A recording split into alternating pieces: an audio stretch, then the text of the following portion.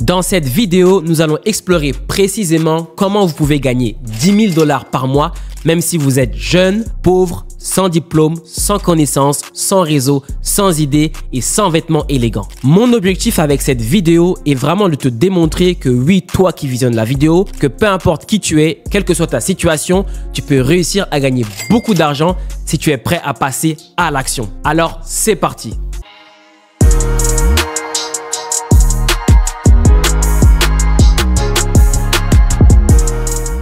Cette vidéo est structurée en 3 parties. Tout d'abord, nous allons examiner pourquoi il est possible de réussir, peu importe qui nous sommes. Ensuite, je vais vous expliquer comment j'ai personnellement réussi à dépasser les 10 000 $ par mois alors que je n'avais ni diplôme, ni capital de départ, ni idées préconçues et ni compétences particulières. Enfin, je vais vous dévoiler le plan d'action que je mettrai en place aujourd'hui si je devrais repartir de zéro pour atteindre les 10 000 $ par mois en moins de 90 jours. Donc, la première chose à comprendre, c'est que tout le monde se trompe sur les véritables clés de la réussite. On pourrait penser que cela dépend des études suivies, de l'argent accumulé, d'une idée révolutionnaire, de compétences spécifiques ou d'un vaste réseau, alors que la réalité, ces éléments comptent très peu. Je vais vous donner un exemple. Imaginez-vous au départ d'une compétition de natation, tout à l'arrière de vous se trouve Michael Phelps, le nageur olympique légendaire. En première position, tout devant se trouve votre père. Et attention, je ne dis pas que votre père n'est pas un nageur talentueux, mais au final, nous sommes d'accord sur le fait qu'il aura juste un léger avantage pendant les premiers mètres, peut-être quelques minutes, voire quelques secondes. Phelps, lui, finira par le dépasser et terminer la course beaucoup plus vite. Dans le domaine des affaires, c'est exactement la même chose. Peu importe votre point de départ, vos études, vos relations, votre première idée de business n'est que votre position initiale sur une course. Ce qui compte, c'est les actions que vous allez entreprendre dans les jours, les mois, les années à venir. Votre situation de départ n'a pas d'importance. Ce qui compte vraiment, c'est comment vous allez avancer. Beaucoup trop pensent qu'ils ne peuvent pas se lancer dans les affaires parce qu'ils pensent qu'ils sont trop jeunes, par exemple. Pour ma part, je considère cela comme un énorme avantage. Pendant mes années de lycée, j'ai eu l'opportunité incroyable d'interviewer plusieurs entrepreneurs à succès lors d'un exposé. Ils m'ont tous dit que le meilleur moment pour démarrer une entreprise était pendant les études ou juste après avoir terminé. Et c'est vrai, en effet, lorsque nous sommes jeunes, nous avons beaucoup plus de temps, peu de responsabilités et notre esprit est malléable. Nous apprenons rapidement et avons peu de croyances limitantes, ce qui est un énorme avantage pour démarrer une entreprise. De nos jours, il existe de nombreuses entreprises où vous n'avez pas besoin de montrer votre visage et vos clients ou partenaires potentiels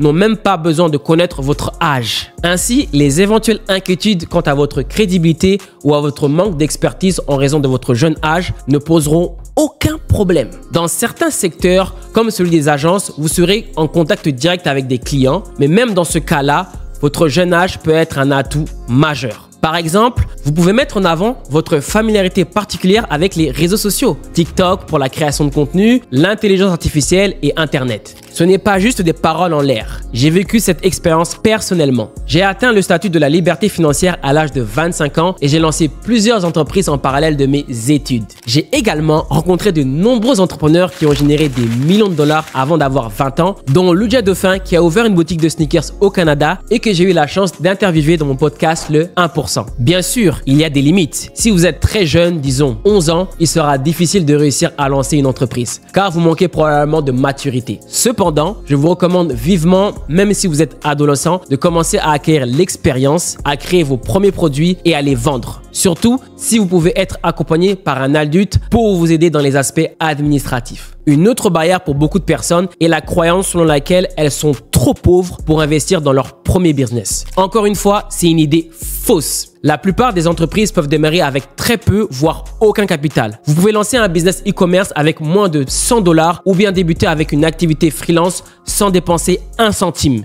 Et même si vous envisagez un business nécessitant quelques centaines ou milliers de dollars pour démarrer, la seule limite sera votre détermination. Il existe de nombreuses façons de rassembler cette somme assez rapidement, que ce soit en effectuant des petits boulots ou en vendant des objets inutilisés qui traînent dans votre grenier depuis des années, ou en proposant des services de soutien client en freelance, ou même en devenant un chauffeur Uber ou livreur Uber Eats et ainsi de suite. Je connais beaucoup de personnes qui sont chauffeurs Uber qui font énormément de sous. Rappelez-vous, il n'est absolument pas nécessaire d'avoir beaucoup d'argent pour en gagner. C'est une idée fausse. Selon les statistiques, 80% des millionnaires aux États-Unis sont des autodidactes. Par exemple, Andrew Carnegie, qui a bâti sa fortune dans l'acier au XXe siècle, est devenu l'un des hommes les plus riches de tous les temps en partant de rien. À une époque où il n'y avait pas internet ni ordinateur, il est passé d'un simple ouvrier à dominer complètement son industrie. Chris Gartner est un autre exemple. Parti sans abri tout en élevant son fils, il est devenu millionnaire en devenant l'un des courtiers les plus recherchés de Wall Street. Vous pouvez retrouver même son histoire sur Netflix avec le film qui s'appelle À la poursuite du bonheur avec Will Smith. Des milliers d'autres histoires existent, dont la mienne. Quand j'ai lancé mon entreprise, j'étais expatrié au Canada avec seulement quelques centaines de dollars sur mon compte en banque. Et pourtant, ça a fonctionné pour moi. La majorité des entrepreneurs que j'ai rencontrés ont également lancé leur propre entreprise avec des sommes très modernes. Une autre croyance limitante est que vous devez avoir des compétences spécifiques pour réussir. Vous pourriez penser que vous ne pouvez pas devenir riche sans diplôme, sans avoir fréquenté une grande école de commerce ou sans avoir travaillé pour une grande entreprise. Encore une fois, c'est faux. Aujourd'hui, il existe des centaines de façons de gagner de l'argent qui nécessitent pas de diplôme. En réalité, l'entrepreneuriat ne s'apprend pas à l'université ou dans des livres. Il s'apprend en le faisant avec des actions. Tout comme vous ne pouvez pas devenir footballeur professionnel sans jouer au football. Vous ne pouvez pas devenir un entrepreneur sans entreprendre. Vous avez peut-être peu d'expérience en affaires, mais vous avez quelque chose en commun avec des figures comme Steve Jobs, Elon Musk, Bernard Arnault ou Bernard Tapie. Vous lancez votre première entreprise sans expérience. Il est donc absurde d'attendre d'avoir de l'expérience pour se lancer, car c'est en lançant votre entreprise que vous l'acquérez. En quatrième point qui freine beaucoup de gens, c'est le sentiment de ne pas être assez intelligent. Depuis notre enfance, nous avons cette image de l'entrepreneur comme une personne spéciale, un génie incompris avec des idées extraordinaires. En réalité, un entrepreneur est souvent quelqu'un de simple qui ose faire le premier pas sans savoir exactement ce qui allait se passer. Après avoir fait ce premier pas, il réalise que même s'il a échoué, car en effet, c'est pas tous les entrepreneurs qui réussissent la première fois, ce n'est pas grave. Il a persévéré en apprenant au fur et à mesure sans besoin de prévoir chaque détail à l'avance ou d'avoir un QI exceptionnel. Vous aussi, vous êtes capable de cela. Voyez si ça fonctionne ou pas. Vous êtes largement assez compétent pour lancer une entreprise. Même Warren Buffett l'a dit, sinon que le QI n'est pas aussi crucial dans les affaires et qu'il échangerait volontiers une partie de ses points de QI. Personnellement, j'ai toujours été assez performant à l'école, mais je peux vous assurer que les compétences nécessaires pour réussir en affaires sont totalement différentes. À l'école, la mémorisation est importante, mais dans les affaires, elle ne l'est pas autant car nous avons tous accès à Google, Wikipédia, à YouTube, même à ChatGPT. Parmi mes camarades de l'université, beaucoup ont essayé de lancer des entreprises, mais étonnamment, un seul a réussi jusqu'à présent. En revanche, depuis que je me suis lancé, j'ai rencontré de nombreux entrepreneurs qui avaient échoué à l'école, mais qui ont réussi dans les affaires. Par exemple, j'ai interviewé Kevin qui a réalisé des millions dans le e-commerce électronique sans avoir obtenu de diplôme. Mon ami Charles, qui a quitté l'école à 16 ans, marche sur les traces de certains des plus grands entrepreneurs de tous les temps, comme Richard Branson, qui lui aussi a quitté l'école à l'âge de 16 ans en raison de sa dyslexie. Et Walt Disney qui a fait la même pour rejoindre l'armée. Il existe de nombreuses autres histoires similaires et certaines d'entre elles sont même sur YouTube. Gary, par exemple, était un mauvais élève, mais il a réussi dans le domaine des affaires. Ne laissez pas un professeur ou un système scolaire vous faire croire que vous ne pouvez pas réussir dans la vie ou que vous ne pouvez pas atteindre votre liberté financière. Savoir retenir des informations et effectuer des calculs compliqués peut être utile, mais ce n'est en aucun cas nécessaire pour gagner beaucoup d'argent. Peu importe votre âge, votre situation financière, votre niveau d'éducation ou même votre intelligence au sens académique du terme, vous pouvez réussir. Si vous avez d'autres croyances limitantes, retirez-les immédiatement de votre esprit. Je vous assure, vous pouvez réussir. Peu importe votre origine, votre sexe, vos connexions, votre nationalité, votre passé ou même vos circonstances actuelles. Mais pour y arriver, vous devez appliquer 3 principes clés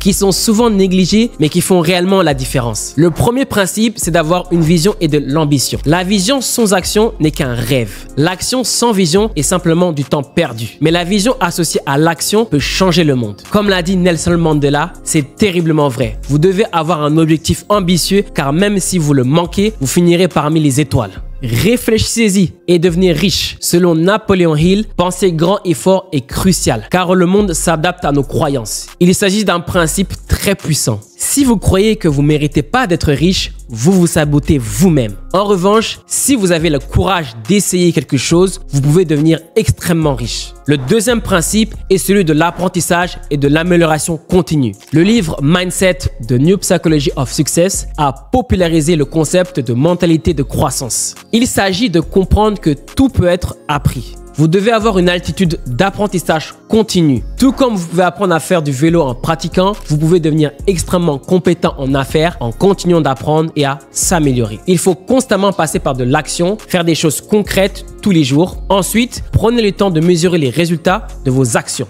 Analysez si elles fonctionnent ou pas et en fonction de cela, apprenez et essayez de nouvelles choses. Si vous comprenez cela, vous avez compris comment gagner beaucoup d'argent. Même si vous progressez lentement, même si vous partez de zéro, vous finirez par réussir si vous continuez à agir avec amélioration et avec constance. Le troisième principe crucial, c'est la discipline et la persévérance. Dans la société actuelle, tout le monde est obsédé par la motivation, mais très peu comprennent ce qu'est réellement la discipline. La discipline, ce n'est pas de travailler sur votre entreprise lorsque vous en avez envie. C'est plutôt de faire les choses difficiles, même lorsque vous n'en avez pas envie. Beaucoup de gens abandonnent dès qu'ils ne sont plus motivés, mais c'est à ce moment-là que vous devez faire les preuves de la discipline. Ensuite, il faut faire preuve de persévérance. La plupart des gens abandonnent lorsqu'ils ne voient pas de résultats immédiatement. Mais le succès suit souvent sur une courbe exponentielle. Si vous persistez, vous atteindrez éventuellement un point où tout changera. Il faut comprendre que les choses incroyables de la vie sont des résultats d'intérêt cumulés. Il faut donc persévérer même lorsque les progrès sont très peu au début. Vision, ambition, apprentissage continu, discipline et persévérance sont les clés de la réussite. Ce sont des principes que j'ai utilisés dans mon propre parcours. Si je devais recommencer à zéro aujourd'hui, voici ce que je ferais. Je choisirais d'abord un business, je travaillerais dessus pendant 90 jours et me concentrerais sur l'apprentissage en faisant preuve de discipline et de persévérance. Je mettrais un plan d'action et je m'entourerais des personnes qui peuvent me soutenir dans ce défi. Je me fixerai un pourquoi puissant pour me rappeler chaque jour pourquoi je fais tout cela. Si vous êtes sérieux au sujet de ce défi, je vous encourage à regarder la vidéo sur la productivité où je partage des conseils pratiques pour atteindre vos objectifs. J'espère que cette vidéo vous a plu. C'était Anthony, à bientôt.